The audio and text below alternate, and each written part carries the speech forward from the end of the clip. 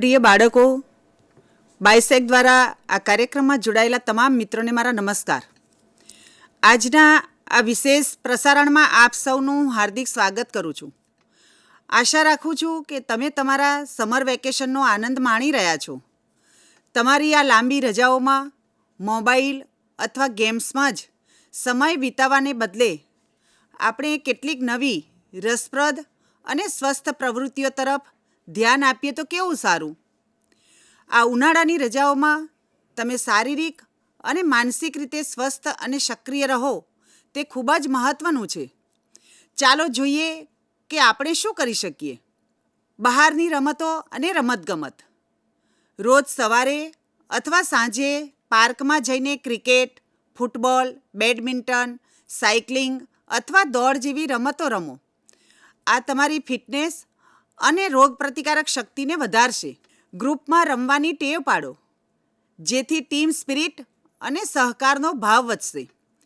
Summer camp અથવા વર્ગમાં જોડાઓ. નજીકમાં ચાલી રહેલા summer camp, swimming class, sports academy અથવા આર્ટ ક્રાફ્ટ વર્ગમાં જોડાઓ. આ તમને નવી કુશળતા એ શીખવામાં મદદ કરશે અને નવા મિત્રો પણ બનાવી શકશો. સંગીત, ડાન્સ અથવા ડ્રામાના વર્ગોમાં જોડાવાથી તમારી કલાત્મક ક્ષમતા અને આત્મવિશ્વાસ વધશે. પુસ્તકો વાંચવાની ટેવ વિકસાવો.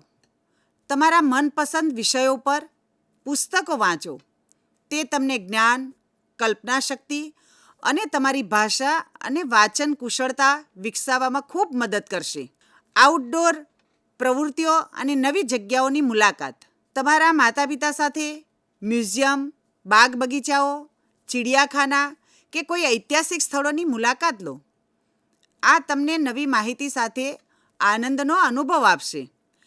કુદરત સાથે નજીકથી જોડાવા અને પર્યાવરણ વિશે વધુ સમજ મેળવવા માટે નજીકના કોઈ નેચર ટ્રેલ કે અભયારણ્યમાં પણ જાઓ. આર્ટ અને ક્રાફ્ટમાં સક્રિય બનો.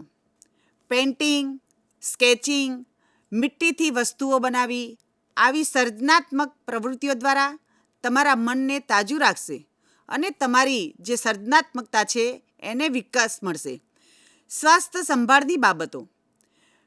બાળકો, અત્યારે ગરમીનો પણ ખૂબ સમય છે. સૂર્યના તાપથી બચવા માટે હંમેશા ટોપી, છત્રી અને સનસ્ક્રીનનો ઉપયોગ કરો. હંમેશા પૂરતું પાણી પીવો અને હાઇડ્રેટ રહો. ગરમીની પીક અવર્સ એટલે કે બપોરે 12થી 3 વાગ્યા સુધી એ દરમિયાન બહાર જવાનું ટાળો. તાજા ફળો, નાળિયેર પાણી, લીંબુ પાણી, શેરડીનો રસ જેવા આરોગ્યપ્રદ પીણાનો વધુ ઉપયોગ કરો. સમાજ માટે કંઈક સારું કરો. વૃક્ષારોપણ, સ્વચ્છતા અભિયાન અથવા કોઈ સ્થાનિક NGO સાથે જોડાઈને સામાજિક કામોમાં ભાગ લો, જે તમને એક જવાબદાર નાગરિક બનાવશે. અત્યારે આપણી આસપાસ ઘણા મહત્ત્વના દિવસો અને તહેવારો પણ આવતા રહેશે, જેમ કે 1 મે ગુજરાત સ્થાપના દિવસ. ગુજરાતના ઇતિહાસ અને વિરાસત વિશે શીખવાનો આ અવસર છે. 8મી મે વિશ્વ લાલ ક્રોસ દિવસ. દયાળુતા અને સેવાભાવના વિશે એમાંથી ખૂબ આપણને સમજ મળશે. 12મી મે આંતરરાષ્ટ્રીય નર્સ દિવસ. આરોગ્ય સેવામાં નર્સની એક ખૂબ મોટી ભૂમિકા હોય છે. 14 મે બુદ્ધ પૂર્ણિમા. આ પવિત્ર તહેવારથી શાંતિ, ધૈર્ય અને દયા વિશે વિચાર કરવા માટેનો આ એક શ્રેષ્ઠ દિવસ છે.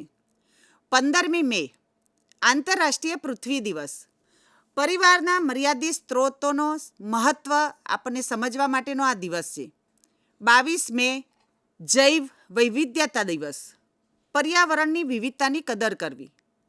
31મી મે વિશ્વ તમાકુ નિવારણ દિવસ. આ દિવસ એટલે આપણા દેશના સૌ નાગરિકો માટે સ્વાસ્થ્ય અને જાગૃતિ માટેનો ખૂબ મહત્ત્વનો દિવસ.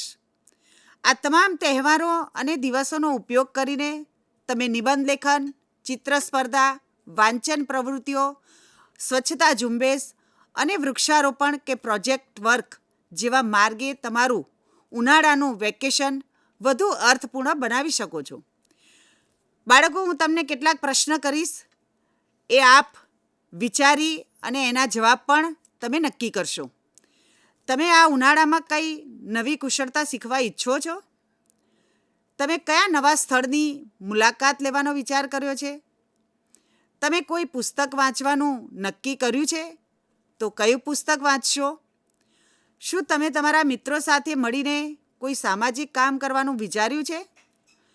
આખરે બાળકો, યાદ રાખો કે તમારી રજાઓનો સારો ઉપયોગ કરો, પોતાની જાતને વધુ સારી રીતે જાણો, નવી વસ્તુઓ શીખો અને તમારી રજાઓને મજેદાર, સુખી અને યાદગાર બનાવો. તમારા માટે મારી ખૂબ ખૂબ શુભેચ્છાઓ અને શુભકામનાઓ. જય હિન્દ.